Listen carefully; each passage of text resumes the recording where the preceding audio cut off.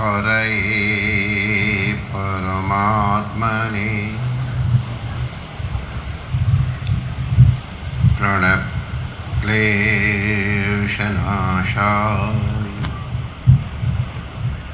श्रीगोविन्दाय नमो नमः।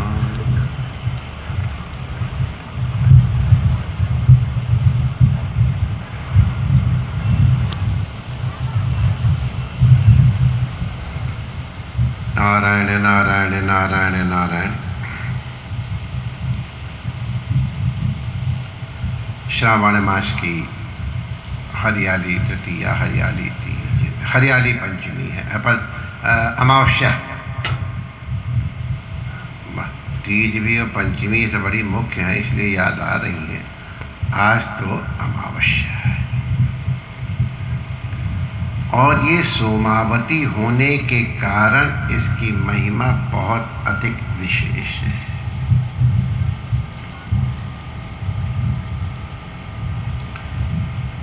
ये प्रसिद्ध है कि ये अमावस्या शिव उपासना के लिए बड़ी प्रशस्त है और ये यथार्थ भी है, लेकिन केवल ये शिव उपासना के लिए ही प्रशस्त नहीं है। ये शाक्त साधना के लिए भी प्रशस्त है। शाक्त साधना में भी वाम पक्षीय साधना और दक्षिण पक्षीय साधना, इन दोनों के लिए बड़ी मंगलमय है। गणपति उपासना के लिए भी ये तिथि प्रशस्त है। जिनके पास संप्रदाय है उनके लिए कुछ विशेष साधनाएं हैं। भगवान राम की, उनके लिए भी ये काल, ये तिथि बड़ी प्रशस्त, सभी साधनाओं के लिए ये प्रशस्त है। इसलिए जिसकी जो भी साधना पद्धति हो उसमें ये तिथि उत्प्रेरिका के रूप में काम देती है। भोले बाबा के लिए तो ये विशेष है ही। श्रावण, सोमावती अमावस्या, हरियाली अमावस्या, अद्भुत। तो भोले बाबा की उपासना के लिए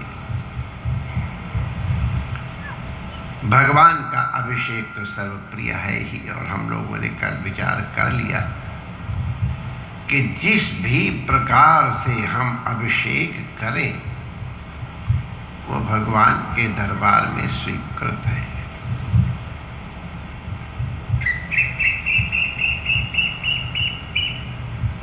धन्यवाद। भावना मुख्य है, समर्पण मुख्य है।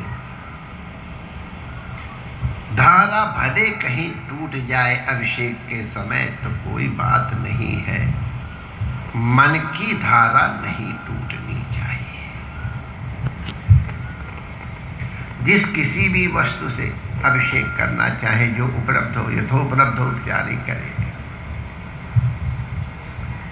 अभिषेक बहुत महत्वपूर्ण है। पंचामृत अभिषेक भी होता है, अभिषेक होता है। पंचामृत तो सभी अभिषेक के पूर्व होता है और इसके अनंतर तत्त विशेष और अपने अपने संकल्प के अनुसार मधु से अभिषेक करते हैं तो उसका लाभ, या ये काम्य साधनाओं के लिए मैं कह रहा हूँ। तो किसी कामना के निमित्त इक्षुरस से किया जाता है, किसी के लिए मधु से किया जाता है, किसी के लिए घृत से किया जाता है, दुग्ध से किया जाता है, दुग्ध मिश्रित जल से भी किया जाता है। अभिषेक दुग्धाभिषेक करते समय सावधानी रखें, तांबे के पात्र का प्रयोग नहीं किया जाता है। चाहे शुद्ध जल हो, शुद्ध दूध हो, और चाहे जल मिश्रित दूध हो, तांबे का पात्र न प्रयोग करना, नहीं करना चाहिए। विधि है तो वह नहीं करना चाहिए, नहीं करना चाहिए। कई लोग अभिषेक के पात्र में जल में और बिल्वपत्र वगैरह रख करके फूल रख के चले आते हैं। हम आपसे निवेदन कर दें कि जल में पड़े हुए फूलों का अर्पण भगवान को नहीं किया जाता है। हमारे संस्कार है कि फूल धोए भी नहीं जाते, केवल जल से संप्रोक्ष उनका संप्रोक्षण कर लिया जाता है। संभवतः पराग इत्यादि प्रवाहित न हो जाएगी दूसरी, तो उसको उच्छिष्ट मान लिया जाता है अगर वो जल में गिर गया है। प्रकृति में पुष्प जिस भांति उत्पन्न हुआ हो उसी दिशा में उनको अर्पण करना चाहिए। अगर कोई ऐसे लटका हुआ फूल है तो उस तरह से, ऊपर उठा हुआ है तो उस तरह से, तो जिस आकृति में वो प्रस्फुटित और पुष्पित होता हो वृक्ष में, उसी प्रकार से पुष्प अर्पित करना चाहिए। आजकल लोग चंदन केमिकल का ले आते हैं, बिल्कुल असली चंदन है और नो गंध और पता है क्या क्या सब लिखा हुआ होता है। अच्छा है, लेकिन अगर शिव पूजा विधि से करनी है तो पत्थर ले करके, चंदन का काष्ठ ले करके, ये बहानेबाजी मत करो। चंदन आजकल मिलता कहाँ है, देसी घी कहाँ मिलता है, लेकिन जिनको चाहिए मिल जाता है, तो ये बहानेबाजी नहीं करो। चंदन का काष्ठ ले करके, जल ले करके, उसकी विधि इस तरह से घुमा करके है, ऐसे ऐसे चंदन नहीं घिसा जाता है, ऐसे भी नहीं घिसना चाहिए, दक्षिणा पड़ता है। और चंदन को ऐसे कर समेट करके रख लेना चाहिए। केसर पड़ जाए मतलब कुछ और, वो एक अलग बात है। जैसे जिसके पास व्यवस्था हो, साधन, कस्तूरी भी पड़ती है, कभी कभी भगवान कर देते तो हो जाता है। तो चंदन अपने हाथ से घिस के धारण कराओ, शॉर्टकट मत करो। थोड़ा सा खींच लो, हमारे दिव्या जी की नकल करना जरूरी थोड़ा है।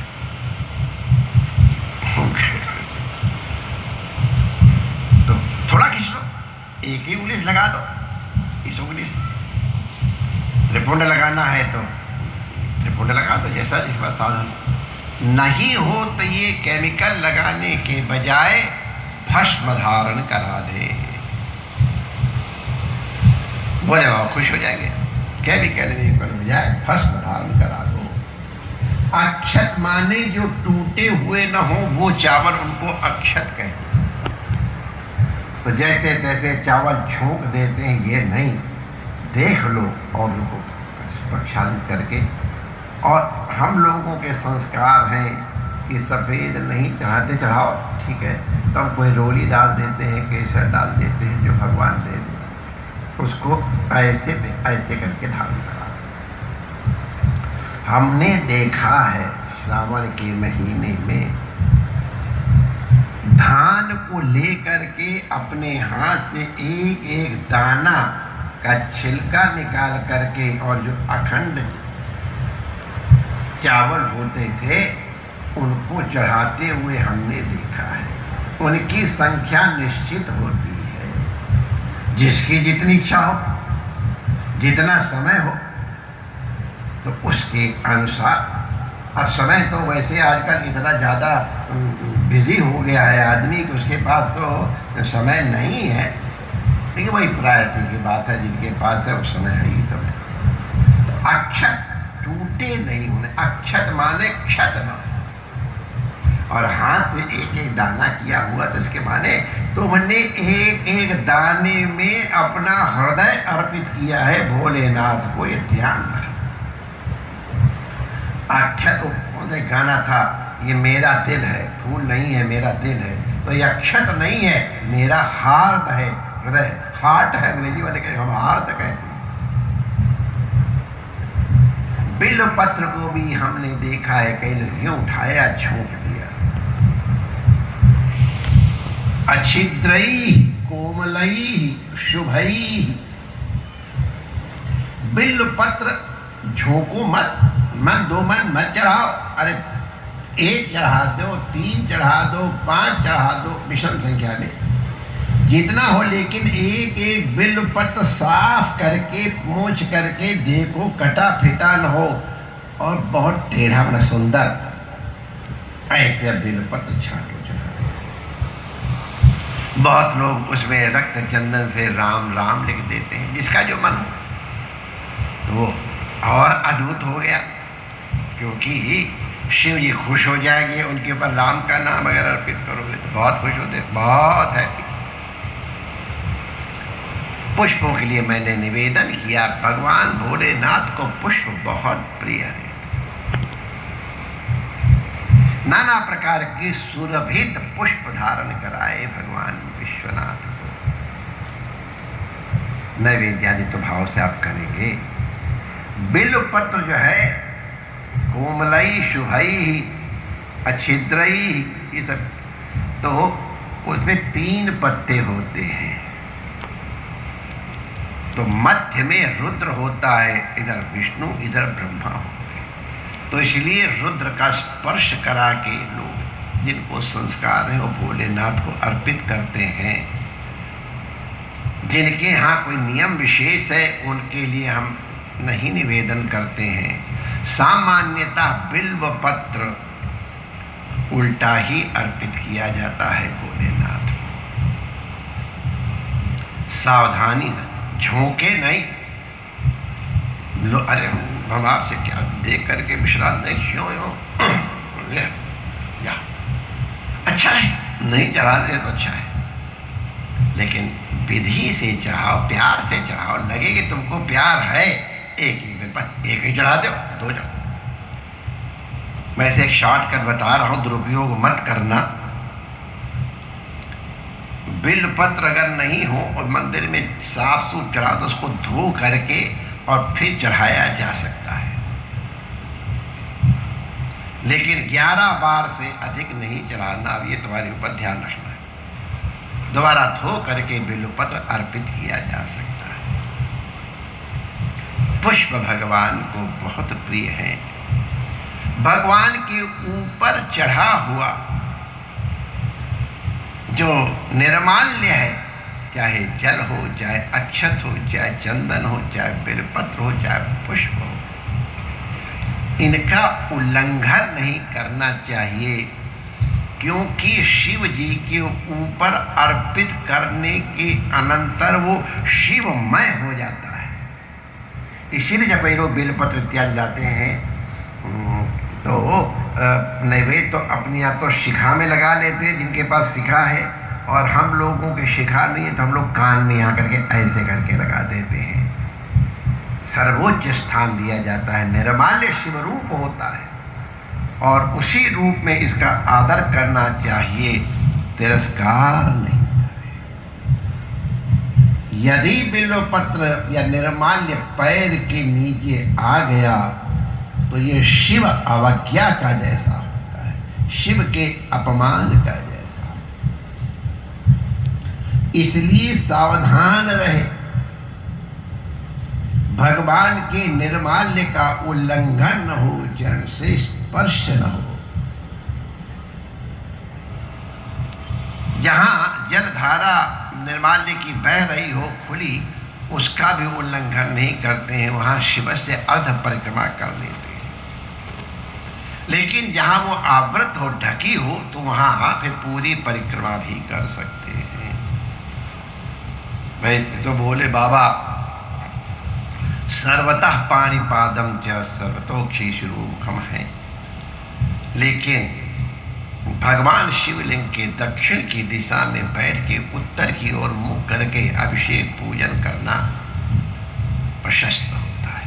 वैसे तो जहाँ जगह मिल जाए, भीड़ में तो कहीं पर मिल जाए तो अच्छा है, लेकिन संभव हो तो दक्षिण दिशा में बैठ के उत्तर की ओर मुंह करके अभिषेक करें। शिव निर्माल के द्वारा निवेदन करता हूँ, उल्लंघन नहीं होना चाहिए। जब भी बता रहे तो ऐसे करके झोंक न दे, उनको निर्माल उतार के दोनों नेत्रों से स्पर्श करके माथे पर लगा के सूंघ लेना चाहिए।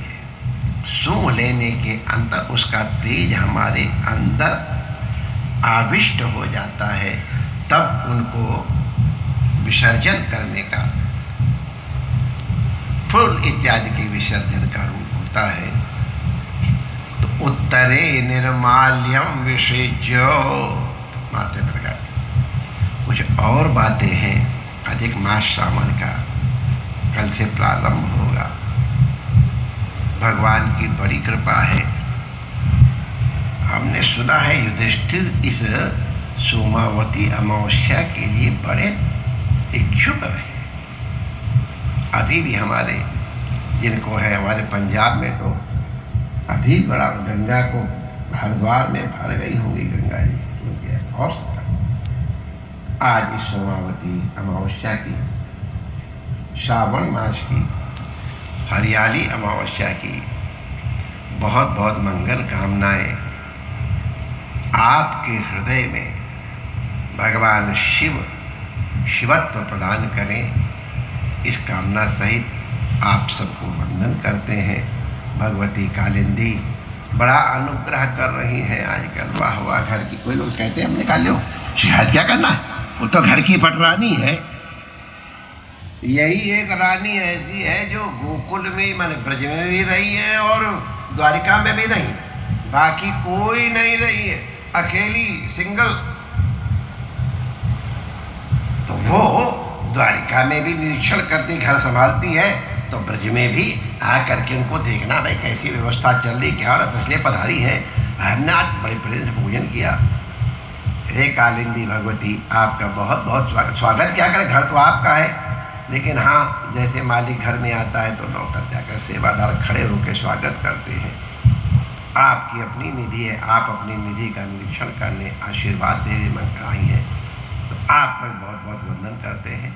जय श्री कृष्ण।